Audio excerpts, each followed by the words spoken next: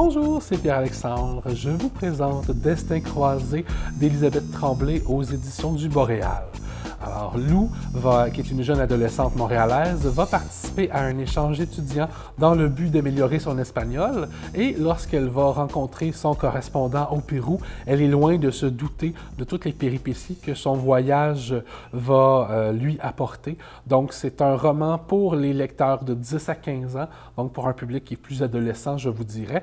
Donc, un roman très intéressant qui nous transporte à la fois dans l'espace, mais aussi dans le temps, puisqu'on va faire un voyage jusqu'au pays des Incas et des Mayas pour découvrir des coutumes qui peuvent nous paraître barbares maintenant, mais qui à l'époque étaient très importantes pour la religion des peuples du soleil. Donc un roman trépidant, bourré d'aventures, très bien écrit avec la plume d'Élisabeth Tremblay que j'adore à chaque fois, à chaque roman que je lis d'elle, c'est toujours un plaisir de lecture.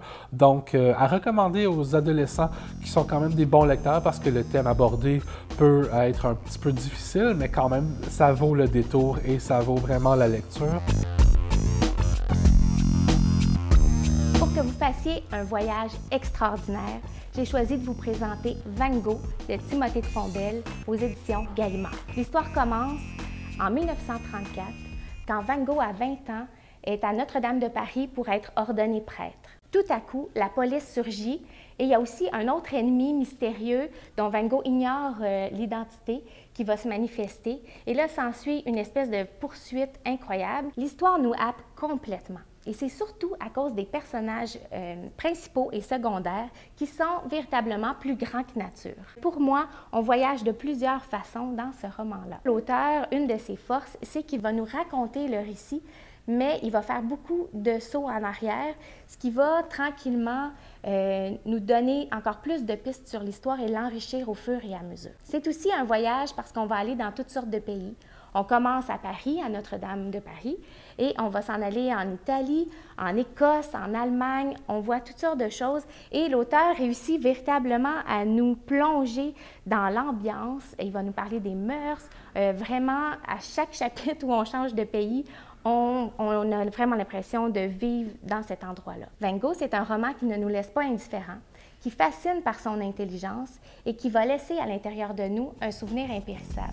Je vous propose de lire ce roman-là à voix haute avec vos ados parce qu'ensemble, vous allez vivre une véritable aventure incroyable. Alors, je vous présente Un été d'amour et de cendres d'Aline Apostolska aux éditions Leméac.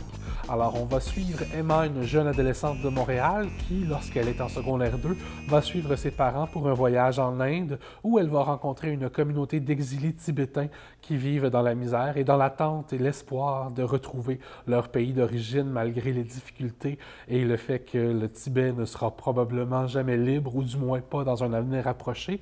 Et c'est là qu'elle va y vivre son premier amour malgré la barrière de la langue et cet amour-là va malheureusement mal se terminer.